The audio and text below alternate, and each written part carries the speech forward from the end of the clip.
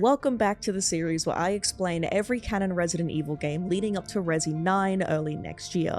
Last time we went through Resident Evil 1, so now it's time to do the prequel Resident Evil 0. So as mentioned previously, in Resi 0 we play as Rebecca and we see what went down with the Bravo team before Alpha was sent in for their rescue. So yes, in sense of timeline, it is before 1, though it is a prequel and it spoils a lot of 1, that's why we come to it second, you get it.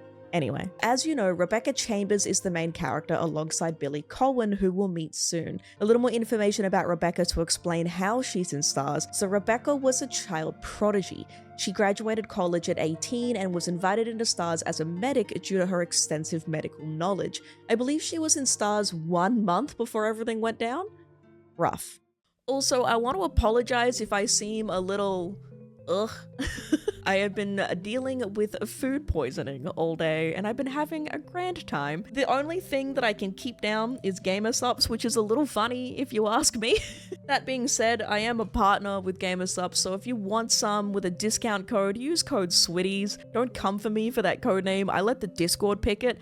I will not be letting the Discord pick another discount code. At least it's funny. So let's get into it. So Resi 0 opens with a train rushing on course through the Arklay Mountains. It is the night of July 23rd, 1998.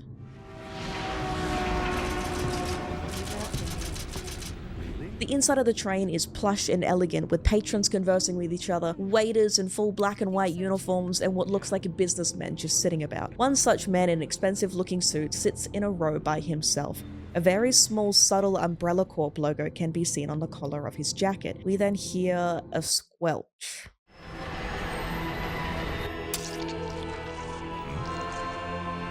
We then pan to a person sitting on top of a mountain in a long gown, watching the train speed along as a chorus song begins to play.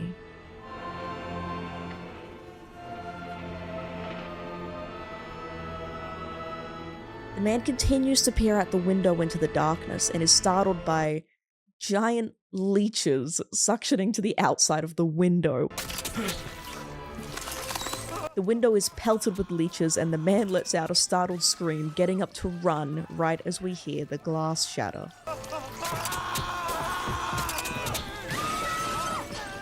All over the train, glass is shattering. The patrons who were quietly conversing just moments ago are screaming as they're being attacked by giant leeches invading from all directions. This includes the conductors of the train. They are covered head to toe, screaming while trying to pry them off their faces. Alongside the screaming, the music continues to play as we pan back to our mysterious person on the mountain singing the chorus song. 2 hours later, a helicopter comes into view and we hear Rebecca's voiceover. The helicopter then experiences engine failure and they need to emergency land. It began as a simple investigation of some bizarre murders in the suburbs of Raccoon City. Nothing in our training could ever have prepared us for the nightmare that ensued. We never stood a chance. What's going on? Engine failure. Emergency landing.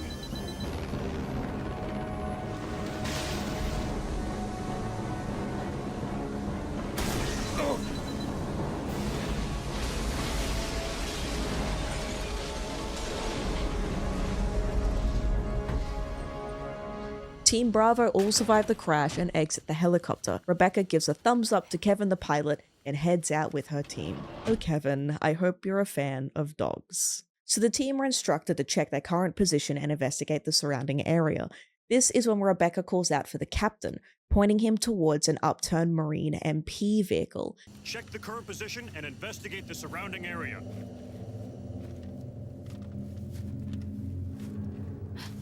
Captain, look!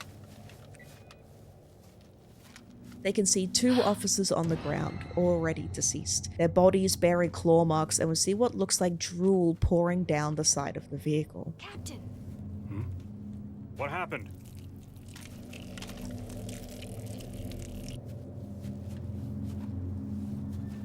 Court order for transportation. Prisoner Billy Cohen, ex-lieutenant, 26 years old. Court-martialed and sentenced to death July 22nd. Prisoners to be transferred to the Regathon base for execution. Those poor soldiers. They were good men just doing their jobs. So the team assumes Billy Cohen murdered the MP officers. Of course, with claw marks and drool and what we know of Resi 1, they were likely attacked by the Cerberus dogs. They were good men just doing their jobs, and that scum murdered them and escaped. All right, everyone, let's separate and survey the area. Our friend is brutal and ruthless. Keep your guard up.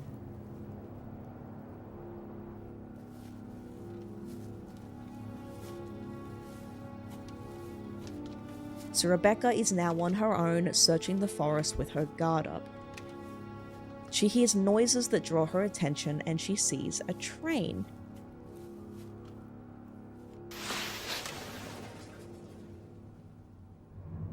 A train?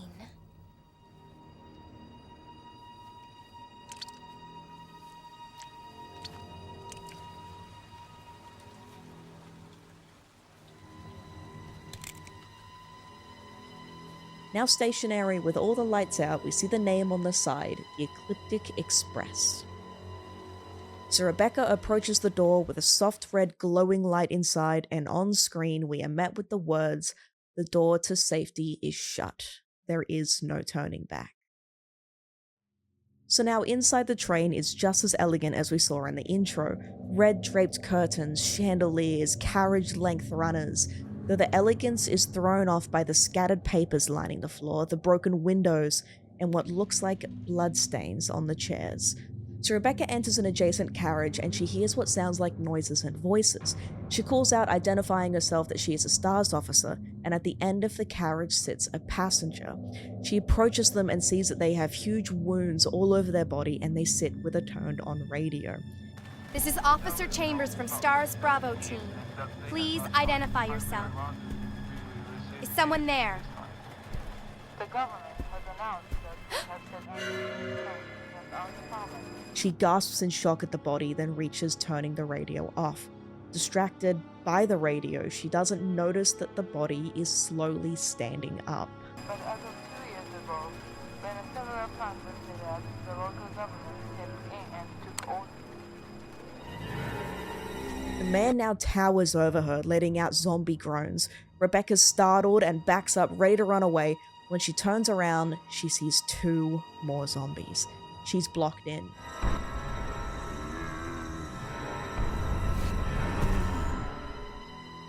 We managed to kill the zombies, and Rebecca expresses how she's shocked at what just happened because she thought those people were dead.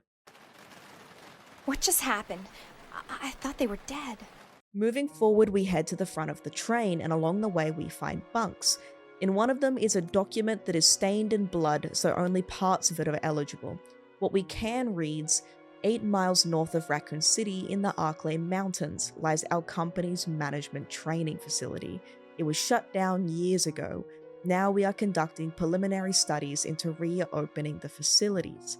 The first investigation unit is already on site and opening the investigation. I want your team to provide support.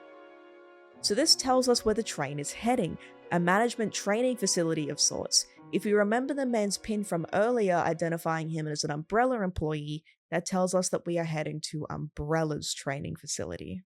So heading further up the train, we find an employee's body. The description reads that he has been torn apart. However, he is holding a key.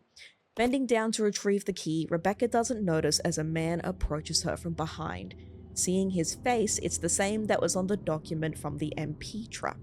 He has slicked back brown hair with a single strand out of place and a tight singlet to show off his arm tattoo. This is Lieutenant Billy Cohen. Billy. Lieutenant Cohen. So, you seem to know me. Been fantasizing about me, have you? You're the prisoner that was being transferred for execution. You were with those soldiers outside. Oh, I see. You're with STARS. Well, no offense, honey, but your kind doesn't seem to want me around, so I'm afraid our little chat time is over. Honestly, with how, deprived of water a lot of Resi fans are, I'm shocked I don't see more Billy fans.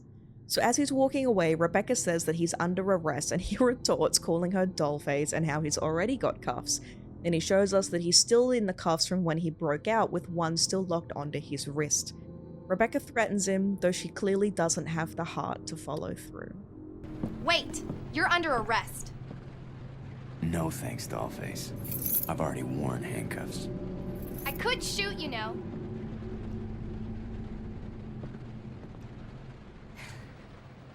So moving on as Rebecca, suddenly glass shattering is heard, and through the window jumps fellow STARS member, Edward. He warns Rebecca that she needs to be careful, and that the forest is full of zombies and monsters. Edward suddenly goes limp. Before Rebecca can react, more glass shattering is heard, and we see something quite familiar from RE1. Edward! Are you alright? What happened? It's worse than... We can't. You must be careful, Rebecca. The forest is full of zombies and monsters. Zombies and monsters.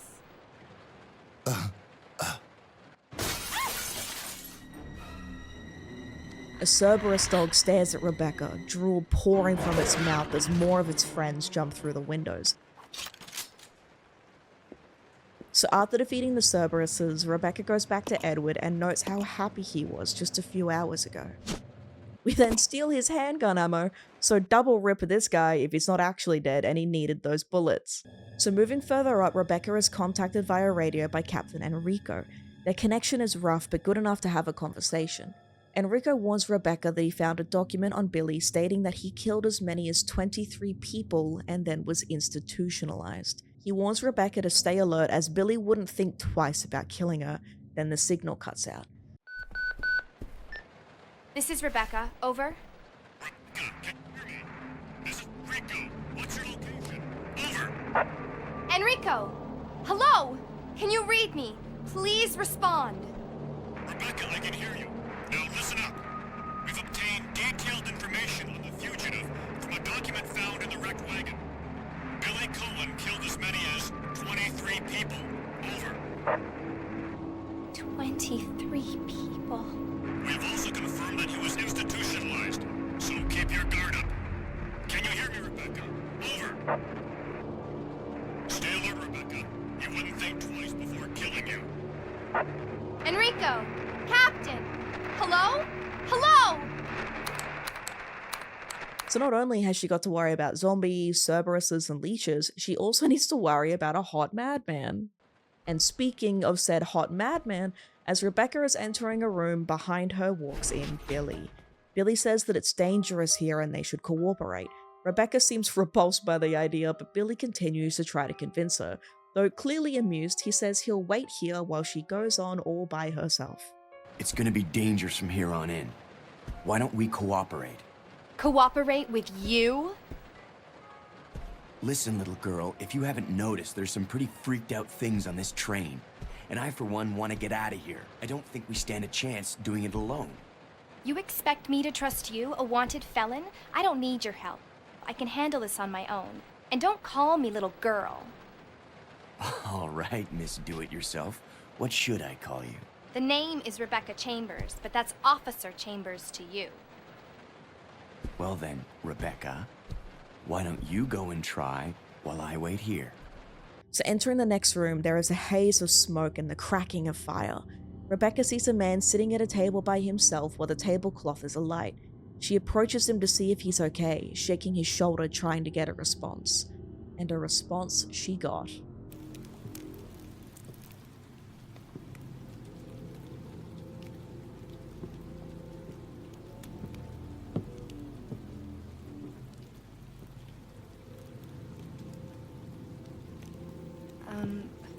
Excuse me, sir. Sir.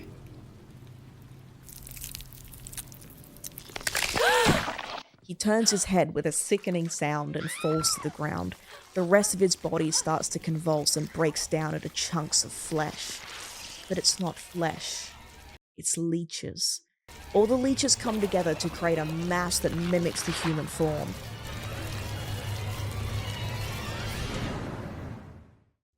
It stumbles towards her before cornering her in the back of the room. They break apart into hundreds of leeches covering Rebecca, but right before she's killed, shots can be heard out as the leeches are shot off of her and the rest scatter to the floor. So Billy approaches Rebecca as the few remaining live leeches suddenly pounce towards Billy, and we get this slow motion sideways dive from Billy as he kills them with his expert marksman skills.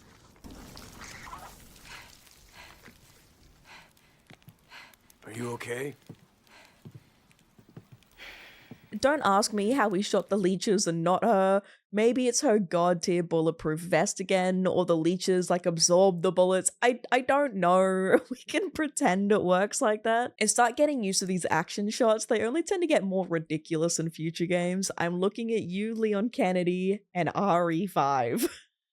So Billy approaches Rebecca asking if she's okay, and we get the classic thumbs up response. The two are then interrupted by chorus singing. The mysterious figure from the intro is standing in the rain, singing, as more and more leeches are lured into him. Clearly, he's the one in control.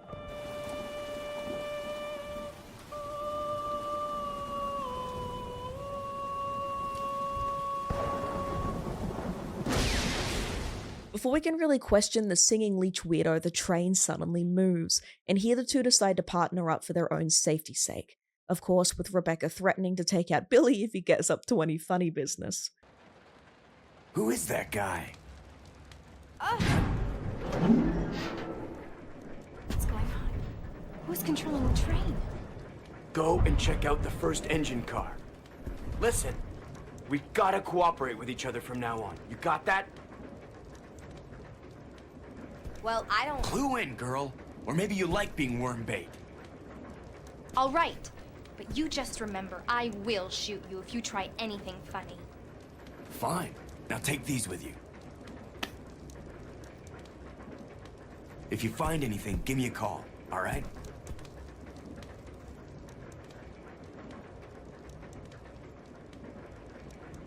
This has always made me think he found the body of another STARS member.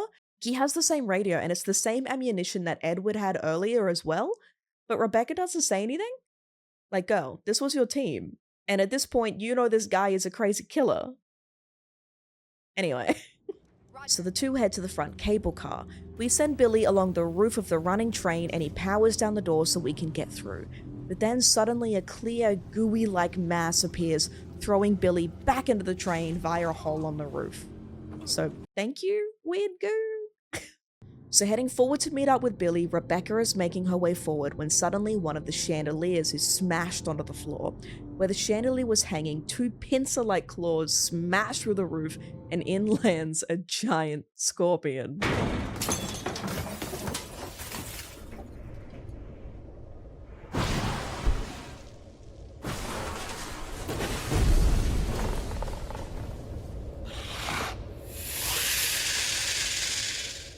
This is Stinger, a giant scorpion that has a heavily armored exoskeleton that shields it from all damage except direct damage to the head. This fight takes place in a tiny saloon car and it likes to ram the player. So between the space and only being able to shoot the head with those old classic aiming mechanics, playing this as a wee child, I've never done this fight. Instead, choosing to pass the controller to my older brother before I ram my head into the wall. Also, don't ask me how it got here. We know it was deemed a failed experiment because of its single weak point and that it broke out of containment 2 hours before, but why it came for the train? I don't know. Was it on the train before we started moving? Did it hitch a ride along the way? I don't know. No one knows. Resi Zero is such a weird game. Anyway. So we just kill it, and we just move on. So moving forward, we come across an Umbrella soldier. He talks on his radio, identifying himself as Delta Team and that they gained control over the train. Understood is said in response from STARS Captain Albert Wesker himself. My love. This is Delta Team. This is Delta Team. We have gained control of the train. Over. Understood. A man in a white lab coat is standing next to him. This is Dr. William Birkin. Remember in our last video, I explained Lisa Trevor and mentioned to remember the doctor experimenting on her? This is the same William Birkin. We aren't nearly done with Birkin yet, so keep that pin in with him for a little while longer. We're going to be getting into a lot more with Birkin in the next game, Resi 2. So Dr. Birkin questions the leak of the T-virus and how it contaminated the lab, the Spencer mansion, and now the train. Wesker covers the mic with his hand and tells Birkin not to leak information. Of course, we know now that it's his mission in RE1 to remove all incriminating information, so Wesker orders the destruction of the now infected train. This does not make any sense. How was the T-virus leaked? And why did it contaminate both the lab and the mansion, as well as a train almost 3 miles away? That's irrelevant. We must make sure no knowledge of this gets out. Destroy the train. Completely. So Wesker goes back to communicating with the Umbrella Soldier before the soldier is distracted by movement.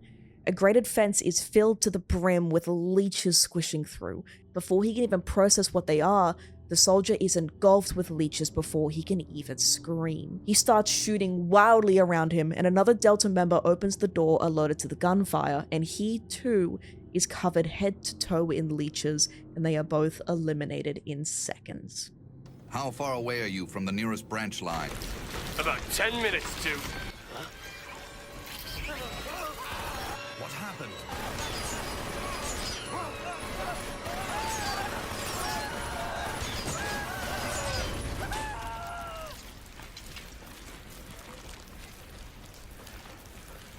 So moving on as Rebecca and Billy, we move into the first car and we find the soldiers, but no leeches. Here we also find the train control panel and everything is wildly out of control. Billy states that the train will either derail or crash.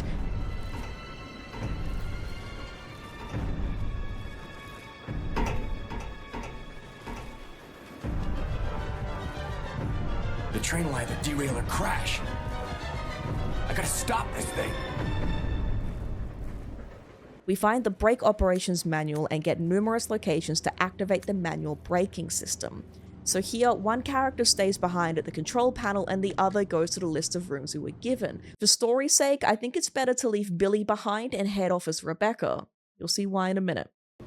I'll go over to the back deck and manipulate the control panel for the brake. You stay here and apply the brake when ready. Okay. Rebecca! Huh? Don't screw up, okay? I won't. So a timer is put up in the top left, 3.5 minutes to stop the train. So running back to the cars as Rebecca, we run into another zombie eating someone in a walkway. We can see on the zombie's sleeve the STARS logo. It's Edward, now reanimated and zombified. Rebecca catches his attention and he starts approaching her.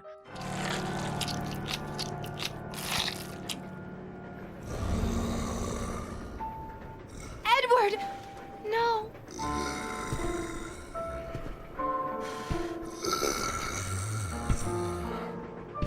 Stop! Don't come any closer! Of course, we take him down, but this would be the first friend Rebecca has seen reanimated, but she doesn't have the time to mourn. Needing to take out Edward cuts heavily into our time limit, but we make it and engage the system, telling Billy to activate the brake. This is Rebecca. I have engaged the control device for the brake. Over. Roger, I'll put the brake on now. But it doesn't matter. The runaway train is going at insane speeds. Sparks start flying from the wheels with the brake engaged, and it crashes through a blocked-off path in a cliffside. Coming to the end of the track, the train smashes through and derails onto its side, eventually coming to a stop.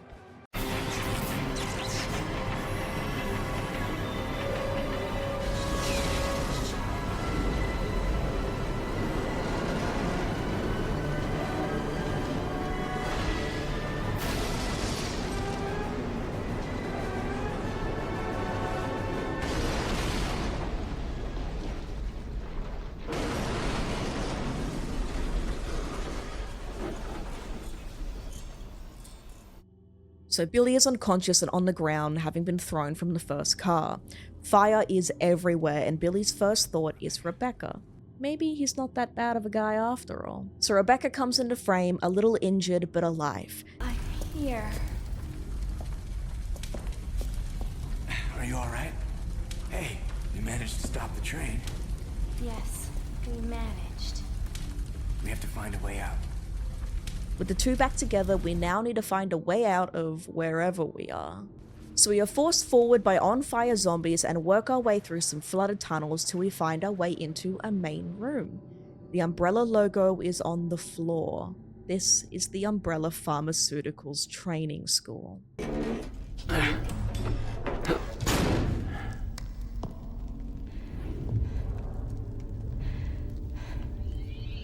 The Umbrella Research Center? So Rebecca walks forward seeing a massive portrait of a man, the same man whose head fell off in front of her in the train, whose body turned into leeches. The portrait identifies him as the first general manager, Dr. James Marcus.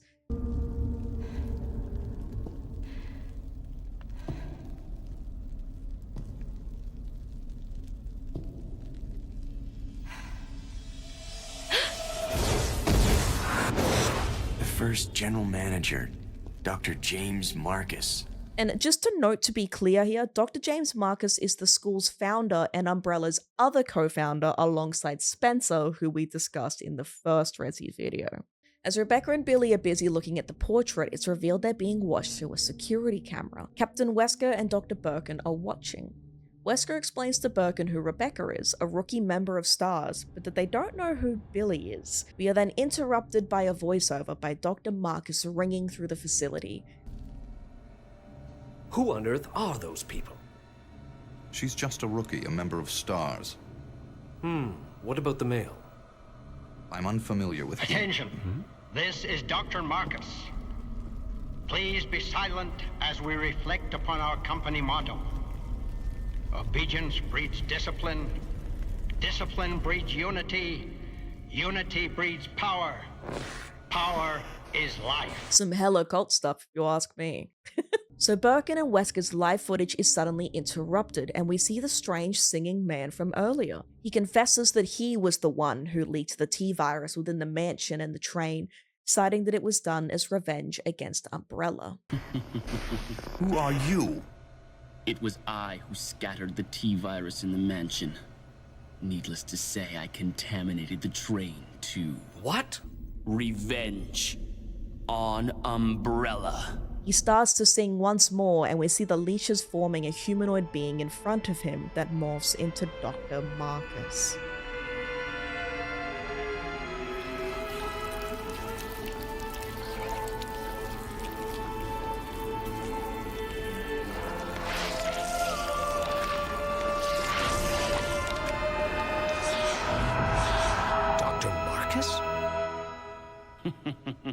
So both Wesker and Birkin are shocked to see Dr. Marcus. It's revealed by our mystery man that 10 years ago, Dr. Marcus was murdered by Umbrella, and he accuses Wesker and Birkin of helping the murder plot. The two stare at the security feed in silence, all but confirming the accusation. 10 years ago, Dr. Marcus was murdered by Umbrella. You helped them, didn't you?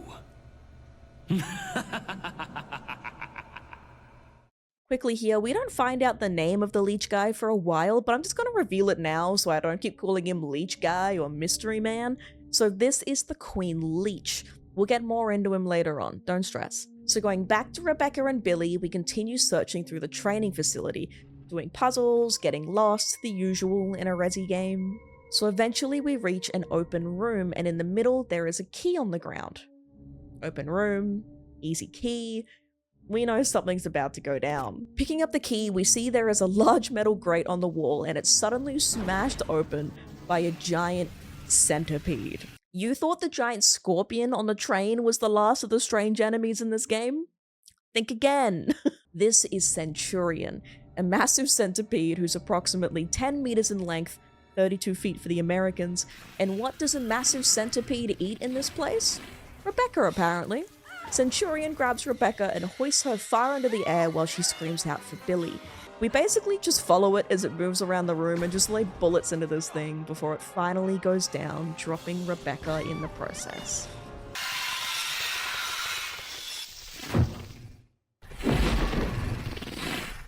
Rebecca!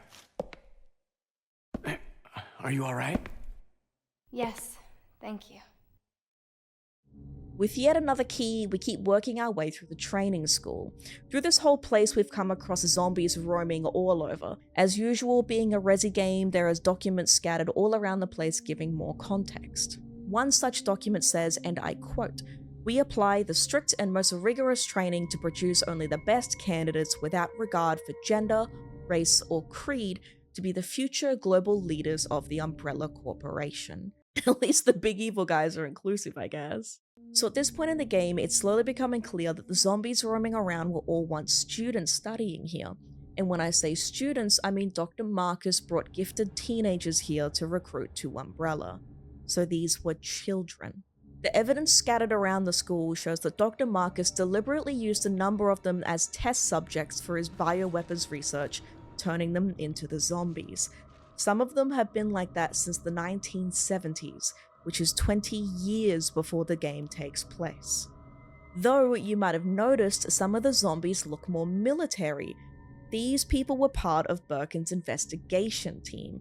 Remember that report we found close to the beginning, saying that they were conducting preliminary study into the reopening of the facilities?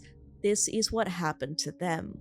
I do really like how the series doesn't just have zombies. Like, there's specific groups of people who were there for specific reasons. Just something I've really enjoyed about the series. So here we get a little more history on our good old guys, Dr. William Birkin and Captain Albert Wesker. We find a hidden diary from the assistant director. It says, September 2nd, a useless bunch of trainees as always. Where does headquarters find these idiots? We did get a couple of decent ones though, so I can't complain, I guess. William and Albert, they might have a future. September 25th, Scholar Will, Practical Al. They really are opposites, and they're always competitive in everything they do. There's something ruthless and cruel about them both. October 7th, got a sudden call from the director. It was to tell me to encourage a rivalry between these two. It's the first time since this training facility was built that Director Marcus has ever shown interest in anything other than his research. Well, whatever. Orders are orders. I'm gonna have them tearing at each other's throats. This clearly tells us that Wesker and Birkin have known each other for a long time, and then they were brought to the facility to train for Umbrella. I don't know about rivals though, enemies to besties perhaps, or their ship name, if you will. Wilsker, or Weskin, or Wilbert. Don't come for me, I don't make the ship names, alright? Furthering on through more puzzles, we find a diary from Dr. Marcus himself. Now, this is some information that we'll be talking about more on future games, mostly Resi 5, so try to remember this one for a while. Something to note too, with this entry mentions Spencer. Spencer I mentioned earlier, but as a refresher, Spencer is Oswald E. Spencer, the other founder of Umbrella. So the note reads, December 4th, we finally did it. The new virus. We have called it the Progenitor. I want to carry it back and start detailed investigations immediately. March 23rd. Spencer says he's going to start a company. Well, I don't care. As long as I can continue my research into Progenitor, he can do what he likes. August 19th. Spencer keeps asking me to be the director of his new training facility. Maybe it's because of the business, but he's becoming intolerably pushy. But maybe I can turn this to my advantage. I need a special facility to properly explore all the virus's secrets. A place where no one will get in the way. November 30th. That damn Spencer. He came to complain to me again today. He thinks of Progenitor as nothing more than a money-spinning tool. Fool. But if his influence continues to grow, it can only be bad for my research. If I'm to properly develop Progenitor, I must strengthen my own position too. September 19th. At last, I've discovered a way to build a new virus type with Progenitor as a base. Mixing it with Leech DNA was the breakthrough I needed. I call this new virus T, for Tyrant. October 23rd. It's no good. I can't hope for real progress experimenting on mere rodents. Only humans can be proper mammalian subjects for my experiments. Otherwise, I'll never make any real progress. November 15th. Someone seems to suspect something about my experiments, but perhaps it's just my imagination. Well, if anyone does get too close, they may find themselves unexpectedly assisting in my research. January 13th. At last they are ready. My wonderful leeches. Those of low intelligence, they will never have the privilege of tasting this sense of joy and satisfaction. Now, finally, I can move against Spencer. Soon, I will control everything. July 31st. The devices I set to protect my work have been disturbed. It appears someone came looking for the tea and the leeches. Fool. No doubt the work of Spencer's group. February 11th. Today I again found evidence of tampering around the entrance of the labs. If this is what they're after, I must find a suitable way to deal with them. Perhaps I should have William and Albert smoke out the pests. Those two are the only ones I can trust. Apart from my beloved Leeches, of course. But Spencer, it wouldn't end there, would it? I will announce tea at the next director meeting and collect my just rewards. So obviously, a lot of context there, but the main of it all is that Marcus is who was responsible for the T-virus, how it started, and his tense relationships with all those around, namely Spencer. So working our way down, we find ourselves in the basement with a torture chamber. Shackles adorn all the walls, paired with patches of dried blood staining the stone. We immediately come across a correctional institution inmates list. It reads, Matthew K, deceased, disposal complete. Midge D, deceased, disposal complete. Keith W, preserved as a specimen, and so on.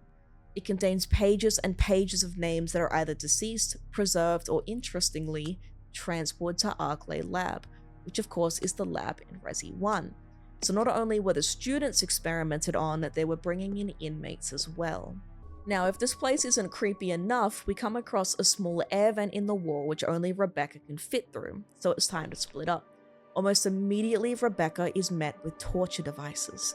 Iron maidens painted in dry blood, and chairs with sharp spikes on all the surfaces with chains to hold people in place. Exploring the area, our attention is brought to a camera in the top corner.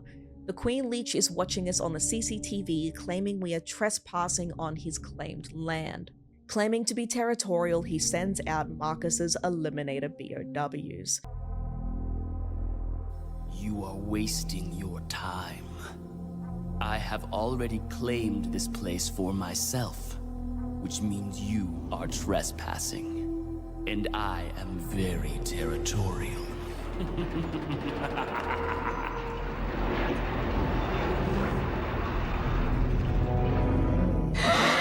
The Eliminators are primate-based BOWs who were tested on during the early stages of the T-virus.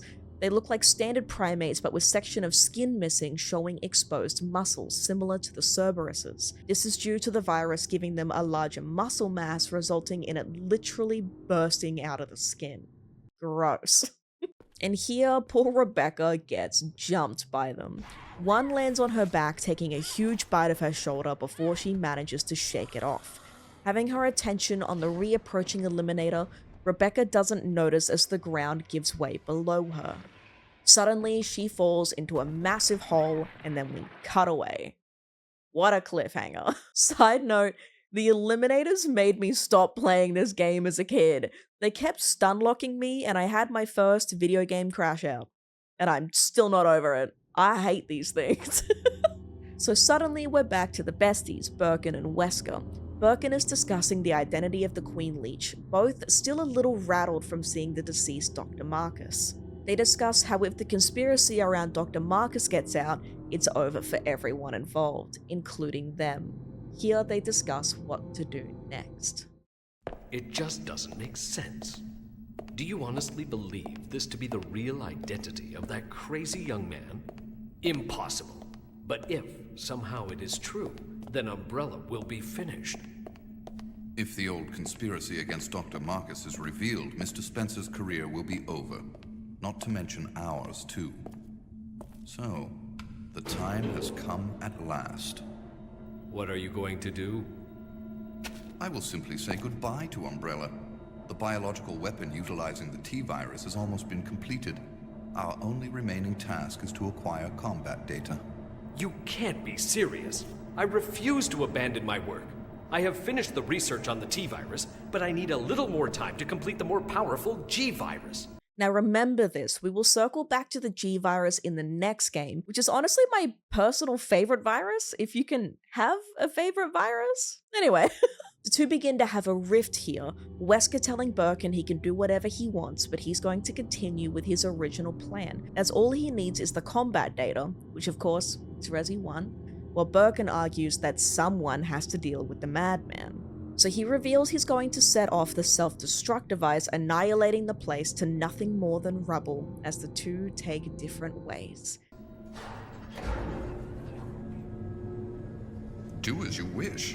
I will follow my initial plan and lure the STARS members into the mansion. Their superior combat training should make them perfect test subjects. Fine. In the meantime, something must be done about that madman. As I recall, URC is equipped with a self-destruct device in the basement. I'll find it, set it off, and annihilate the place to nothing more than a mass of rubble. Bessie's first fight, complete with a dramatic elevator door close as they stare at each other. Oh, the drama. Now that's over, we cut back to Rebecca, revealing she is holding on to a rusted metal structure beam in the hole. She's dangling above nothing but darkness, certain death below, saying she can't hold on for much longer. I can't hold on.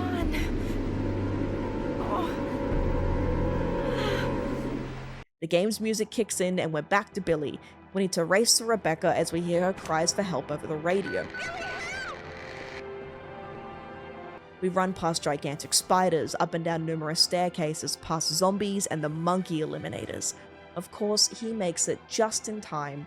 As her grip lets go, Billy grabs her, pulling her up to safety. Rebecca! Hang on. I'll pull you up.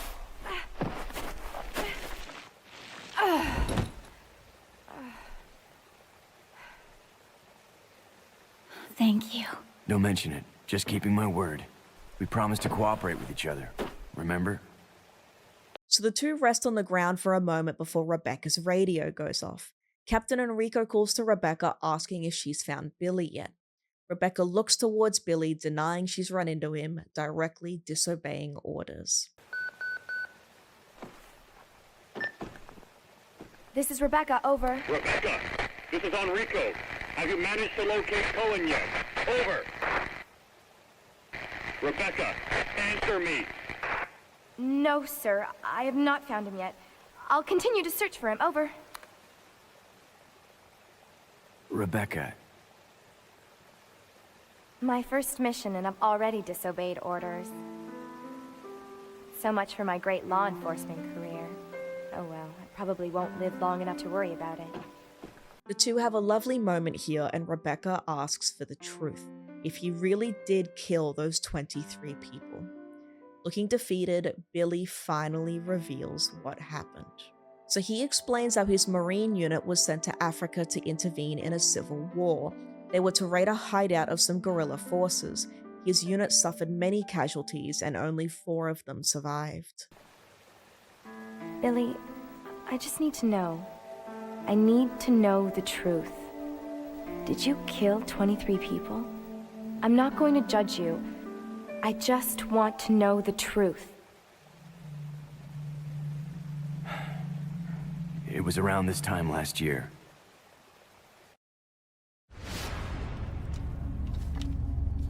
Our unit was ordered to Africa to intervene in a civil war. Our mission was to raid a hideout of some guerrilla forces located deep inside the jungle. But the hideout was far away from our entry point. Some died from the heat. Others were killed by the enemy.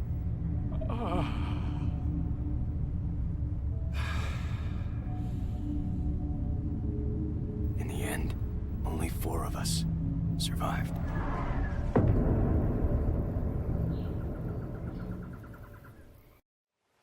He continues that his unit was operating off of incorrect information and that his CO ordered them to attack the innocent villagers. Of the 4 remaining in the unit, Billy was the only one who refused to take part. He was then used as a scapegoat by the unit, where he was charged and found guilty to cover up the war crime. Only There was no guerrilla hideout. What do you mean? The idiots in charge had us operating based on wrong information. But we couldn't just go back home empty-handed, oh no. Our leader ordered us to attack an innocent village.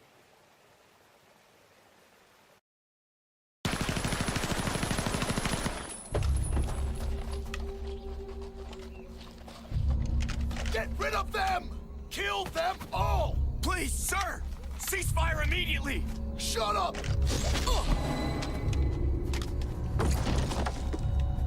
Do it!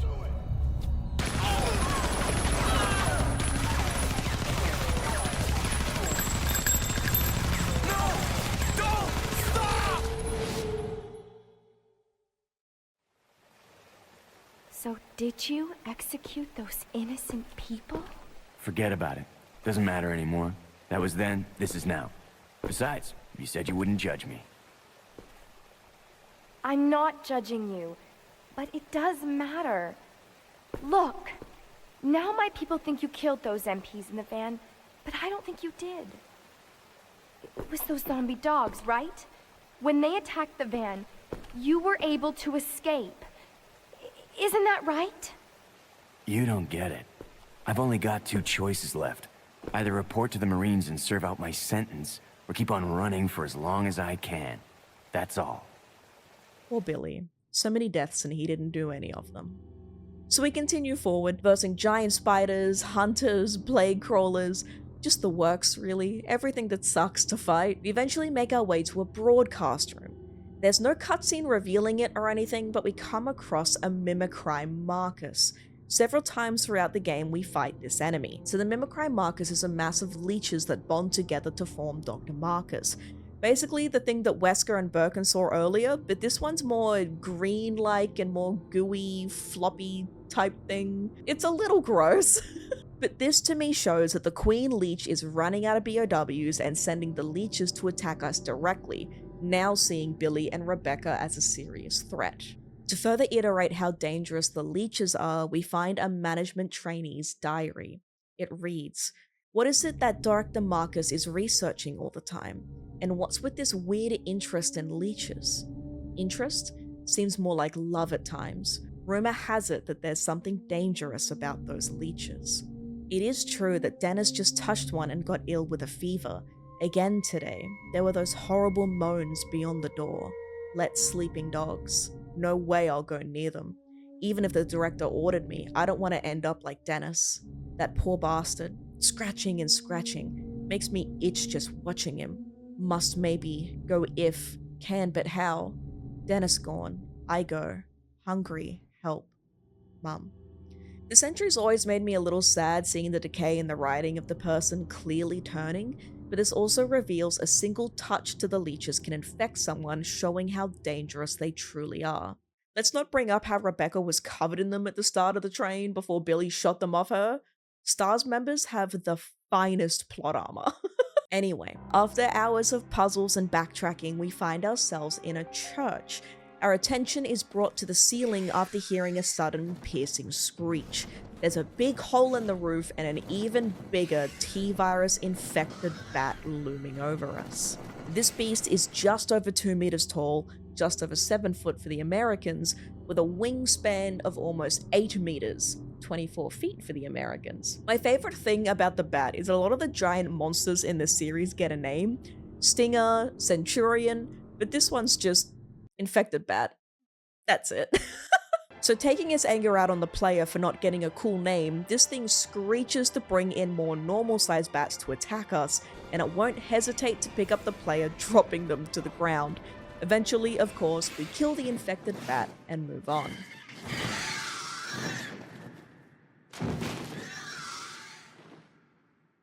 Here we find ourselves in an elevator and power it. Exiting the elevator, we find ourselves in an underground lab. Here we find a continuation from Marcus's diary from earlier. It reads, "Trouble is unlikely, but I closed my babies up in a special capsule. But it won't be safe if I hold onto it myself. I'll hide it in that place. To hide a leaf, put it in a forest. To open the capsule, the special stripping agent is necessary. No way Spencer's lackeys could figure out how to make it. Continuing on, we find a lab room with well-used tools. Rebecca's words, not mine. This room has glowing vials along the walls with harvested organs and what looks like the bodies of lab technicians on the ground, fully dressed in yellow hazmat suits. We also find a document about the Leeches' growth records stating that they consume everything that they are offered. Dr. Marcus then reports that his experiments have been discovered by an employee. He questions if humans can be a food source for the Leeches and how they will respond. We eventually come across an operating room splattered with blood. On the floor we find an investigation report revealing that we cannot know how many were forced to become test subjects, but based on evidence no less than 20 individuals were involved, some taken deliberately to keep the corporation's secrets safe. So it's safe to assume any employees who came across information they shouldn't have, or those who threatened to leak, unfortunately found themselves down here in this lab to be tortured and experimented on. The morgue down here is filled to the brim, body bags just being dumped on the ground wherever. Rebecca notes a foot she can see, saying the rest of the body has decayed beyond recognition. This shows just how much death has happened in this place and how normal it came with people just tossing bodies where they'd fit. So still exploring, Billy comes across a photo in Dr. Marcus's study. In the photograph is someone who looks exactly like the Queen Leech. Billy theorizes is Dr. Marcus's grandson. Judging from the age, that guy could be Marcus's son or grandson. So shortly after, we discover a cable car, a way out. Billy radios Rebecca, prepping the cable car for her arrival. Maybe I could use this. Rebecca here, over. Billy, I found something here that might make you happy. It's an aerial cable car. Really? That's great. Now we can get out. Yep, let's regroup as soon as possible. Over. Roger. About to leave, Rebecca suddenly notices an Eliminator on top of the cable car. She pushes Billy out of the way, sustaining a clawed slash to the back for her efforts. The Eliminator jumps on Billy, knocking him over the rail as both Billy and the Eliminator fall. It's then when we see out of the eyes of an enemy, we see something sneaking up on Rebecca. We tower over her, revealing another Leech enemy attacking her, causing her to flee in the other direction. She manages to finish powering the cable car and gets the hell out of there. So the cable car takes her to the Umbrella chemical plant. The facility is strangely empty and quiet. Too quiet. Walking around, we find a facility key and we see a monitor with something displayed. Rebecca describes it as a giant humanoid being suspended in bioorganic fluid inside a capsule.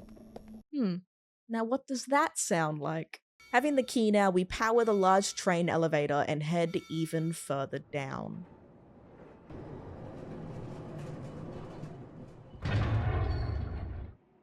Here, Rebecca finds herself in Nest, a top-secret lab.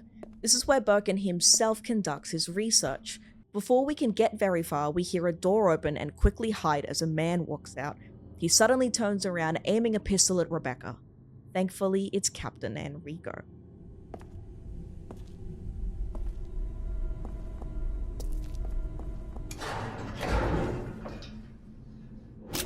Don't shoot!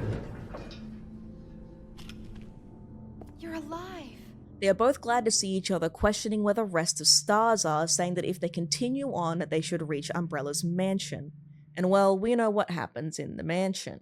Rebecca refuses to leave without Billy and she'll catch up with the captain and the two separate. Unfortunately, like the rest of her team, Rebecca never sees Captain Enrico again. You're alive. Are you okay, Rebecca? Where is everybody? They should have arrived here before me. Haven't you seen them? That's unfortunate. If we go straight from here, we should arrive at an old mansion which Umbrella uses for research. Come on, let's go. Wait! I've got to find Billy. Billy Cohen? You mean you found that criminal? Yes, but we got separated and... No point worrying about him. He won't make it. Come on, let's go. Sir, please. I need to find him. Don't worry, I'll catch up with you. Rebecca... All right. Just be careful. I never saw him again. So heading down the hall, we come to another elevator, pushing the button, waiting for it to arrive. This is when Rebecca is alerted to some sounds. Suddenly standing before her is the T-001. This is the Tyrant prototype. I told you to keep in mind the Tyrants in the last Resi 1 video as we see more variants later on. It's not a Resi game without a Tyrant after all. So while it has monstrous strength, its intelligence suffered from what was presumed an overdose of T-virus during the initial infection stage. It also has an exposed spinal column due to necrosis of the tissue, making it vulnerable to attacks. Of course, being in numbered order, this Tyrant was created ahead of the T-002 and was listed as the official prototype. Unlike the perfected T-002, the T-001 was deemed a failure and was placed in storage within Nest awaiting disposal. While the T-002 had a handful of blades on each finger turning into an extended weapon, the T-001 has a number of smaller claws with a single long one in the middle, which it uses as its primary weapon. I'm sure you can imagine the jokes with it being the middle one. So back to the confrontation, we hear the alarm of the elevator making its way down. Rebecca lands a number of shots in the T-001 as it pounces at her and swipes with its razor-sharp claw. Eventually landing enough shots into it, the T-001 goes down and we head into the elevator, heading further down into Nest. We then cut to the Queen Leech still monitoring Rebecca, complete with gross leech goo all over the monitors. He says he's grown bored of watching them and he's going to continue on with his revenge. Playtime is over. You and your friends no longer amuse me. Good riddance. Now nothing will stop me from getting my revenge. Rebecca exits the elevator and spots Billy. He's unconscious in a stream of raging water snagged on a piece of debris, complete with a dark shadow furiously circling him. It strikes, waking him from his unconscious state, but is washed away by the violent water.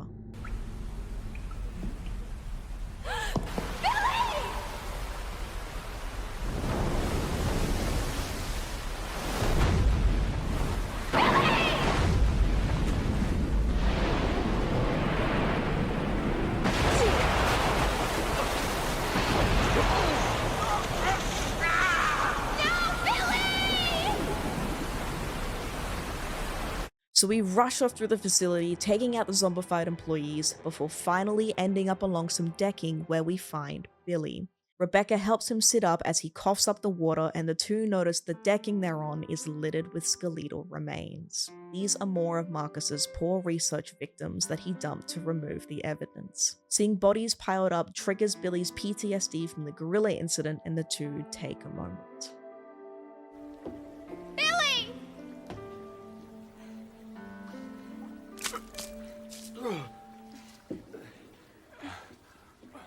Rebecca, where am I? You're safe now. Are you okay? Hmm?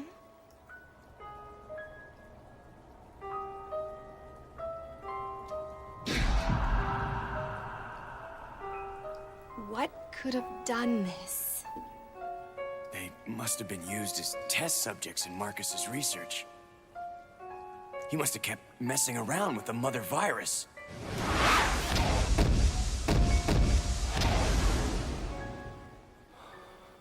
Billy? After a while of more puzzles and sad notes from people begging their now zombified family members to come home, we finally make some progress through the facility. That's when a familiar singular long-clawed hand rises from the water below the walkways. I said that the T-001 went down, not that it died. So having two people laying bullets into it now, we make quick progress taking down the T-001. Again, it once more hits the deck, seeming to be dead. Moving forward and backwards in classic Resi backtracking, if we re-enter the room, T-001's body is no longer there. Is this just old game storage solving by having no body? Or is it not dead? Who knows? We continue through the facility, deflooding the rooms and gaining access to walkways when glass shattering is heard behind us. Billy and Rebecca are quickly surrounded by plague walkers. These things are like a mishmash of various insects held together by the T-virus, but they were deemed a failure because of their lack of intelligence. It makes them hard to control, so they're useless in military terms. So they were meant to be destroyed, but a few managed to escape the facility. Remember these things for later, for they come up again quite far from now. They're in some pretty important backstory for Leon before RE4. So Rebecca and Billy squash the hell out of these things and we progress further. Finally, we are being confronted by the Queen Leech himself.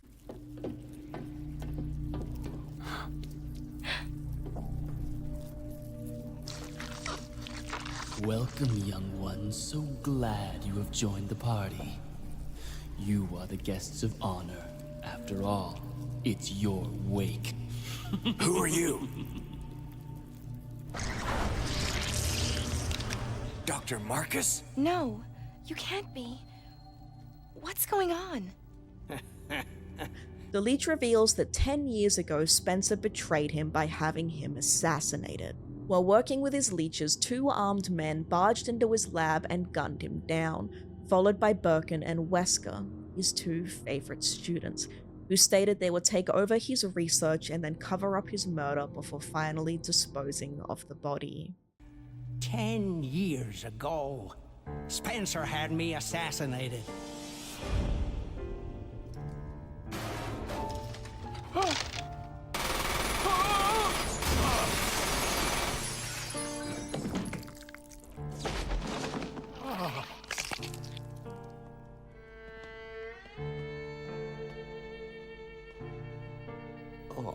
Time to die, Doctor. I will take over your research. Wesker, Birkin.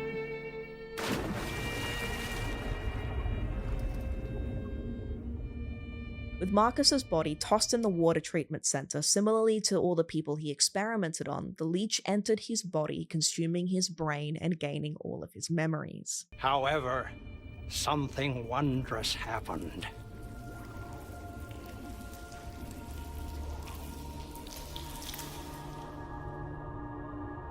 It took the T-virus inside of my queen years to procreate my new life.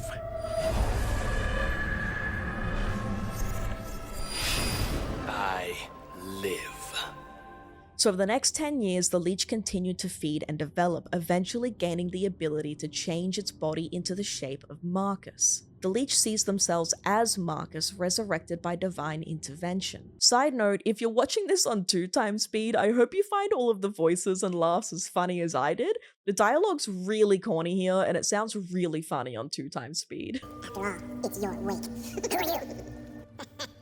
10 years ago, Spencer had me assassinated. So the Queen Leech then throws up a ton of leeches and encapsulates their body, turning themselves into this hideous leech mega monster, and the fight begins.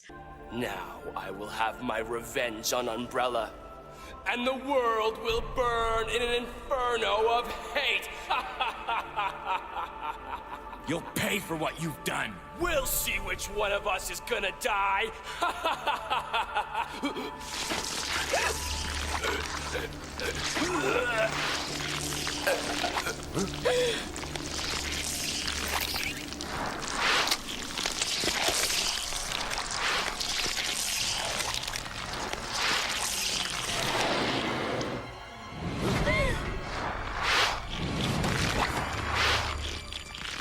After the firefight, the Queen Leech collapses and our 2 make a run for it. They find another elevator. I think this game uses the most elevators out of all of them.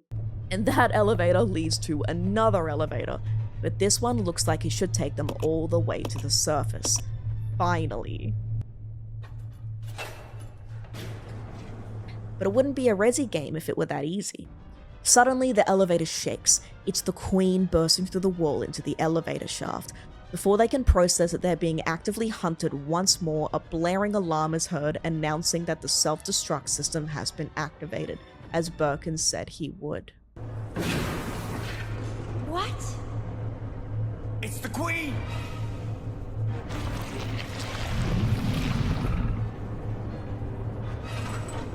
The self-destruct system has been activated.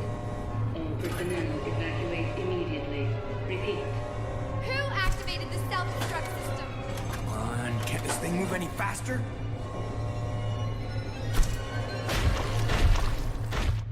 Queen rushes up at Billy and Rebecca, and all three crash onto the helicopter pad, and the fight continues. The Queen has tripled in size, and the blaring alarm continues, saying to activate immediately.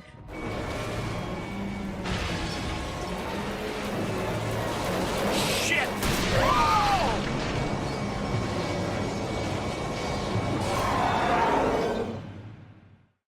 A timer is seen on the screen, giving a total of 5 minutes to get out of this place before it explodes. So during the fight, Rebecca notices the Queen is writhing in pain below a hole in the ceiling. It's sunlight. The two come up with a plan to open the windows to help kill the Queen Leech. For context, we're on a cargo helipad, and by windows she means the retractable roof.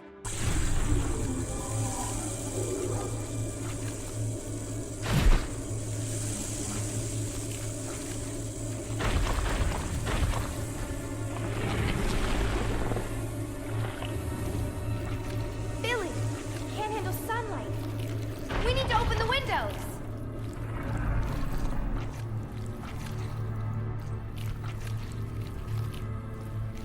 Follow me!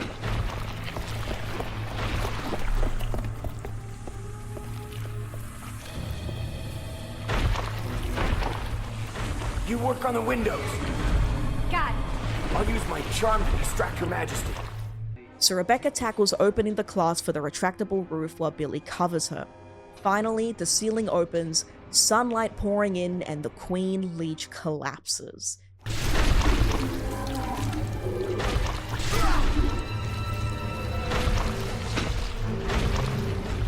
In one last final Resident Evil action shot, Rebecca finds a magnum, tossing it to Billy, who, with a single shot, decimates the Queen Leech, causing it to fall down the elevator shaft just as the whole thing explodes.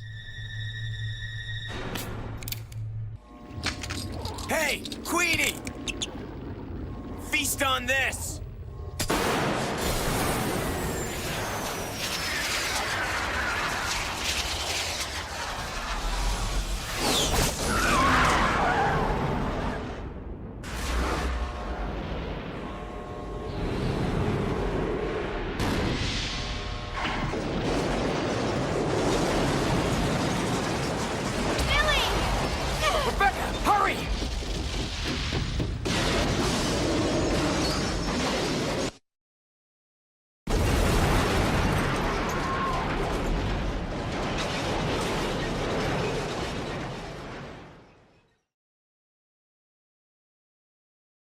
So Billy and Rebecca walk out into the open, Billy finally tossing his handcuffs over the edge of the cliff before lying down on the ground for a much-needed rest.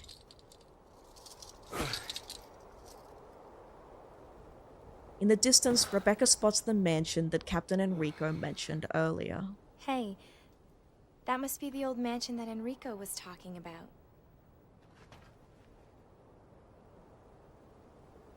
So Rebecca takes Billy's dog tags from him and states that officially Lieutenant Cohen is dead. They agree to fake his death as he would be detained and executed for the murders he didn't commit otherwise. I guess it's time to say goodbye.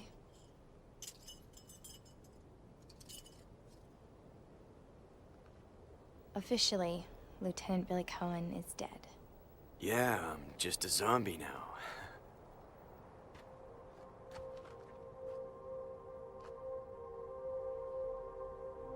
They salute each other in military fashion as the sun rises, closing on one last thumbs up.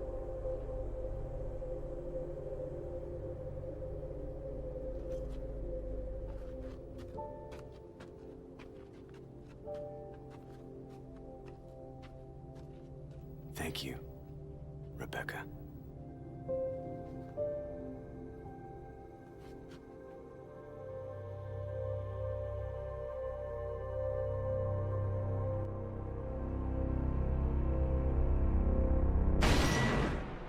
And that is the end of Resident Evil 0. So final thoughts on Resi 0. I love this game. It is so ridiculous, so silly. The giant scorpion always makes me laugh. Like, why is it there? I would really like a Resi 0 remake, Of course, there's other games that I think deserve remakes first, mainly Code Veronica.